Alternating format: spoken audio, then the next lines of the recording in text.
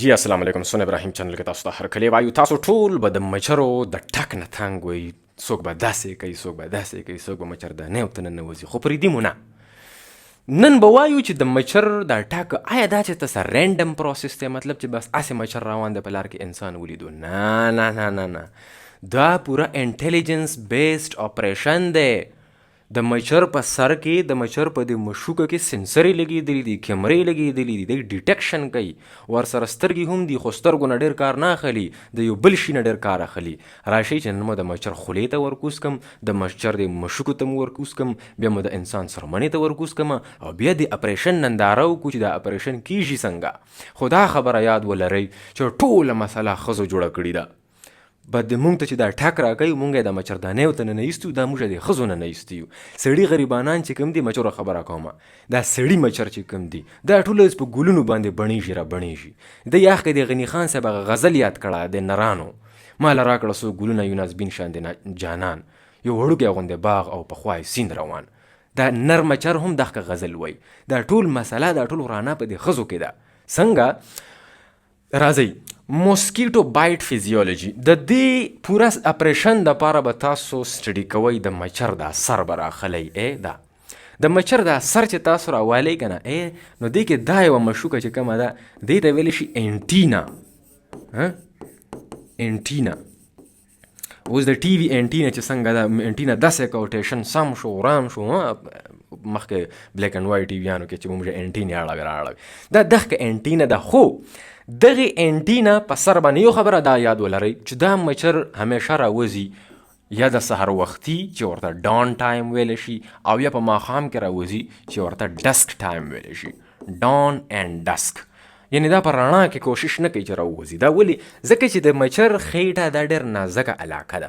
که په دې باندې د نور رڼا لګي یا په باندې ګرمه هوا لګي، نو د دې مچر نه به ټولې اوبه والوځي. ده کې به د اوبو کمی راشي او ده ته به فالج وشي، دا به مړ شي. نو د اوبو د کموالي د وجې، د ویرې د وجې یا د نور د رڼا د وجې، دا همیشه کوشش کوي چې زه په سر وختي کې راووځم او اګۍ واچوم، یا په ماښام کې راووځم اګۍ م واچوم، او چې د دوه کسانو ته درز م ورکم. د هغې د وجې دا په دغه ټایمونو کې راوځي، ځکه چې په دغه ټایمونو کې یو خو هوا یخه شي، کول ایر چلیږي په دغه ټایم کې. بل په هوا کې چې کومه هیومیډیټي ده، یعنی نمی ده، نو هغه ښه شي، کافي شي. دا د هوا نمی ته هم ګوري چې زما بدن ګرمایش وانلي او زما د بدن نه اوبه وانلوځي. خو دا چې کوم دا اپریشن کوي که نه، دا چې کوم اپریشن کوي، دا داسې نه دی چې بس سړی ولیدو په لاره کې بس لاړو په باندې، په مخ ورته کېناستو، په سټ ورته کېناستو. نه، دته د سړي د جسم نه یو ګیس محسوسیږي چې لکه دلته خو ګیس دی. څه شی دی؟ مونږ چې دا ګیس وباسو، دې کې یو ګیس دی چې ورته وایي کاربن ډای اکساید، CO₂. اکسیجن اخلو، کاربن ډای اکساید وباسو که نه. دغه کاربن ډای اکساید د مچر په خولې باندې لګي، په دغه انټینا، په دغه سنسر باندې لګي، او هغې د وجې د مزغو ته بره سیګنل ځي چې لکه انسان دی، خدای د غرق نه که چېرته تښتې، یم لیټ یم دی. دا ښځې مچرې ته د مونږ د دې ګیس نه پته لګي. ورسره زمونږ په سرمن باندې، خپلې سرمن باندې که مونږ ګوتې ووهو، نو د دې نه شپه ورځ خویله بهیږي. که موسم ګرم وي نو ډېره خویله بهیږي، که موسم یخ وي نو لږه خویله بهیږي، خو خامخا خویله وي. سویټ ګلینډز پراته دي د سرمن د لاندې. نو دغې خویلې د وجې په دې سرمن د پاسه چې څومره هم بیکټیریا پرتې دي، جراثیم پراته دي، هغه بیکټیریا دا غوړوالی کټ کی، او د دغې غوړوالي نه څه شی جوړ کی؟ ولټایل مالیکیولز.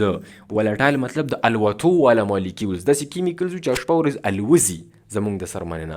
نو چونکې الوزي نو مطلب داسې وګڼه چې سپری دی که نه، نو دغه سپری هم دا مچر استعمالوي. ورسره زمونږ د بدن نه وځي هیټ، ګرموالی وځي. دغه ګرمایش هم په ګرمایش په بنیاد باندې هم دی پته لګوي چې سړی چېرته کې پروت دی، دا کټ کې پروت دی، که دا په بستره باندې پروت دی، که دا په کارپېټ پروت دی، دا کوم ځای کې پروت دی. دا ګرمایش زمونږ 2-3 میټره کې دی ته دا ګرمایش محسوسیږي. دغسې دا کاربن ډای اکساید هم 2-3 میټره کې دی ته محسوس شي. که دغه ځای کې کټ دی، نو دې ځای کې مچر ته محسوسیږي چې بهی ما ته د کاربن ډای اکساید بوی راځي، دا خو دلته کې سړی پروت دی راځئ که نه دوی ته بیا دغه سنسري چې د دوی اکټیویټ شي نو بیا دوی ته پته ولګي چې بس شکار پروت دی راځئ په باندې په نري بلین کې پروت دی کمیس یې شته نشته ده راځئ خو دوی یو بل ته اطلاع نه کوي ګوره دا پښتانه دي دوی ځان ته ښکار کوي دوی ته ویلی شي سولیټري ارګانیزم سولیټري دی لکه هغه فرینډشپ دی کې نشته ده ای سوشل انیملز دي مونږ که وګورو دا مچۍ وته د شاده والا مچۍ وته دا ډېر سوشل دي دی په کمبینیشن کې کار کوي په ګروپینګز کې اکټیویټیز کې که اوبه راړي که ګبینه جوړوي که حفاظت کوي د ګبین نو دوی په شریکه باندې حمله هم کوي ور هر څه کوي خو دې مچرو کې دا شی دی چې دوی ځان ته ګرځي یو بل سره بیخي نه لګي یو بل ته خپې وایي دا سولیټري ارګانیزمز دي ښه اوس چې کله تاسو د دې مچر دا سر کولاو کوي که نه دا انټینه چې کله تاسو کولاو کوي دا نو په دې انټینه کې دننه څه شی پراته دي میګزیلري پالپس داسې ویښته دي په دې زمانه دا انټینه ده داسې په دې ویښتو کې دننه ریسپټرز پراته دي ګوره دا یې سترګې دي او دې سترګو ته کمپاوند آیز ویلی شي دا مې درته ویلي وو چې کله موږ د ګبینه خبرې کولې په هغه مچۍ کې هم کمپاوند آیز دي په دې کې هم کمپاوند آیز دي خو د دوی ریزولوشن کم دی دوی داسې نه ګوري چې که انسان داسې سترګه وګرولی خپه یې وخوځولی یا سپین دی یا تور دی دا ډیټیکشن نشي کولی دا پهچان نشي کولی صرف دومره ورته پته لګي چې دا څوک دی خوځېږي را خوځېږي ریزولوشن یې کم دی خو دا کمپاوند آیز دي هر انګل نه دی ته ښکاري انسان خو چې کوم ډیټیکشن یعنی شکار ورته پروت دی لاندې په کټ کې انسان ورته پروت دی نو د هغې فیصله دی په دې انټینه باندې کوي ځکه چې په دې کې میګزیلري پالپس پراته دي دغه انټینه د پاسه هسې نري ویښته دي دغې ته میګزیلري پالپس ویلی شي او په دغه یو ویښته چې کله ته راکولاو کې ای دا والا انټینه دا والا میګزیلري پالپس نو په دې دا یو میګزیلري پالپس راخلمه دې ته ورننوځو دا چې کله تاسو کولاو کوي داسې نو په دې د پاسه یو ریسپټر پروت دی په باندې بل ریسپټر پروت دی په باندې بل ریسپټر پروت دی دې ته ویلی شي GR1 GR2 GR3 دا ریسپټرز پراته دي دې ته ویلی شي ګسټیټري ریسپټر پروټینز دغه پروټینز د پاسه دلته کې کاربن ډای اکساید ولګېدو چې کوم زه د خولې نه وباسمه دلته هم ولګېدو او ورسره هغه ولټای مالیکیولز ولګېدو چې کوم بکټیریا زما په خویلو کې جوړی هغه سامان چې کله دلته ولګي نو دلته دغه سیګنل دلته کې نیورونز پراته دي اصل کې په دې زمانه سنسوري نیورونز دي او دغه نیورونز دلته کې امپلس جوړ شي بجلی جوړ شي الکتروکیمیکل امپلس جوړ شي او دغه نیورون بیا میسج چرته کې یوسي انټینل لوب ته وسی په مزغو کې دلته کې پروت دی انټینل لوب دا کار کوي ایز ا اولفیکټري بلب چې کوم زمونږ په مزغو کې د سمیل لپاره کوم سنټر دی نو هغه کسې دا هم کار کوي انټینل لوب او د ده په مزغو کې دا فیصله وشي چې بی دا خو سړی پروت دی راځئ په باندې ښه کار چونکې د ښځو نه وړاندې او تاسو ته ما ووایي چې سړي چې کوم دي دا په ګلونو باندې بڼېږي را بڼېږي نو دا ښځې بیا ویلې انسانان چیچي دا ټک ولې ورکوي د دې شاته ډېر غټ ریزن دی وجه دا ده چې ښځې به اچوي څه شی اګۍ دی به بچي به راړي اګۍ به اچوي او د اګیو د جوړولو دپاره دی ته څه پکار دي دی ته پکار دي پروټینز دی ته پکار دي لیپیډز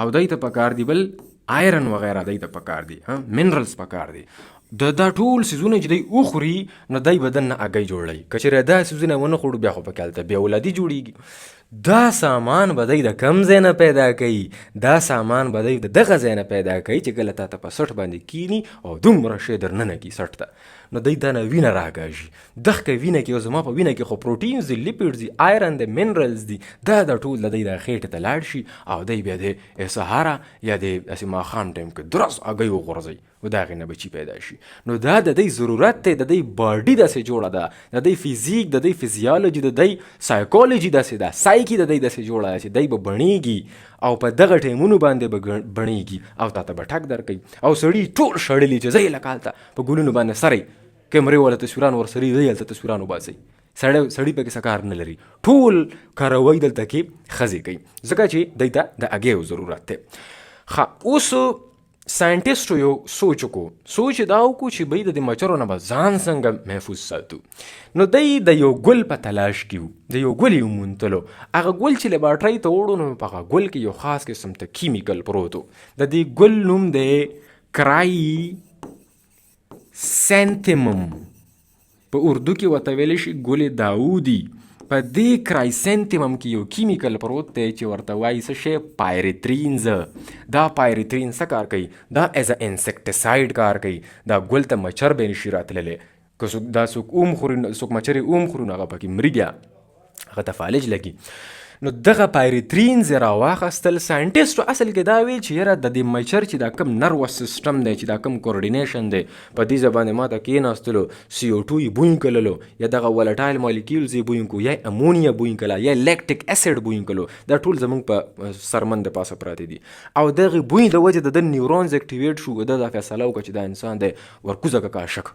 نو دی وی چې مونږ د کوارډینیشن چې کوم دی دا ټوله رابطه موږ کینسل کړو. دې کې څه شی ولګو؟ دې ته فالج ولګو، پیرالیسیس وشي چې دا رابطه کینسل شي. نو د هغې دپاره دی بیا پایریترینز دا راواخیستل د دې بوټونه. دا چې کله په دې مچرو باندې اپلای کړل، ور واچول د مچرو ته دا کیمیکل، نو د هغې د وجې د دی د رابطه د نیورونز د دې د کنیکټیویټي خرابه شوه. ټوله کنیکټیویټي خرابه شوه او لیوني شو د دی د نیورونز. انکنټرولډ نرو امپلس به چلیدلو او بیا به دی را پرېوتلو، په دی باندې به سر ګډېدلو او چې لږ غوندې به را پرېوتو، هغه د لیونتوب د وجې به دی ته پیرالیسیس وشو او د دی به جسم نه اوبه هم والوتلې، طاقت به هم خراب شولو، ځکه چې دی به افرټ کولو په راوچتېدو کې، او هغې د وجې به دی به په اخره کې مړه شو. دا یوه تجربه وشوله په دې باندې.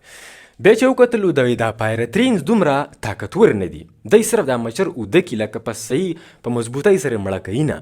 نو دغه پایریترینز یې راواخیستل، لیبارټرۍ ته ننوتو او د کیمیکلو نه دغه سیسیز جوړ کړو چې ورته ویلی شي پایریترویډز.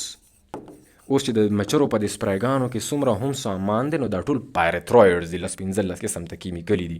په چا کې به یو شان پایریترویډز وي، په چا کې به بل شان پایریترویډز وي. نو دغه پایریترویډز راواخیستل، بوتلو ته یې واچول، او چې ستاسې چس چس وکړې په کمرې کې، نو ټول مچر لاندې بوټه پراته وي، ځکه چې هغه کې څه شی وشي، ډایرکټ فالج وشي او دا مچر مړه شي.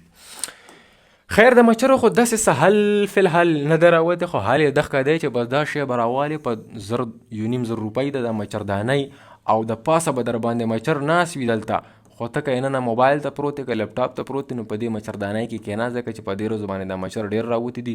خو داسې چې 2-3 مچر در باندې کښېني، هغوی ته پته ولګي چې دا خو مچردانۍ ده، نن پکې نیک پروت دی، نو دی درته د بره نه وایي چې ته به راوځې نه، ته صرف بهر ته به ماتیازو ته نه راوځې، ته صرف دا چینج کولاو که نه، بیا به ګورو، صرف 2 کسان مونږ کافي یو ستا دپاره، بهر به نه راوځې ته به زه داسې لیپټاپ ته سملم، ته غم مه کوه. دا مچر به ته د مچردانۍ نه دغه اواز درکوي، خو ته به چینج نه کولاوی. دا ټوله د مچر ټک دی، ما وایي چې په دې باندې مو پوه کړم. ګورئ به سنو ابراهیم افیشل یوټیوب چینل. تھینک یو ویری مچ.